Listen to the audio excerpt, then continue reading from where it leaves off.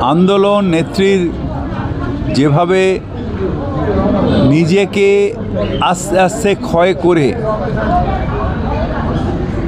এই দলটা গড়ে তুলেছেন, একটা দীর্ঘ আন্দোলনের ফসল হচ্ছে তৃণমূল কংগ্রেস।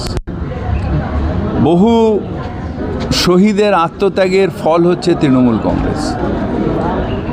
বহু গরিব মানুষের আশা হচ্ছে তৃণমূল কংগ্রেস। এবং তাই বাংলার মানুষ বিশ্বাস করে তৃণমূল কংগ্রেসকে।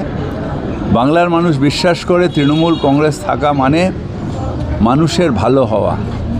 তাই মমতা বন্দ্যোপাধ্যায়কে বাংলার মানুষ বিশ্বাস করেন এবং সমর্থন করেন। এবং সেইটাই কারণ যে আজকেও যখন আমাদের তৃণমূল কংগ্রেসের ২৭তম প্রতিষ্ঠা দিবস, পপুলারিটি একইভাবে মমতা ব্যানার্জির আছেন এবং বাংলার মানুষ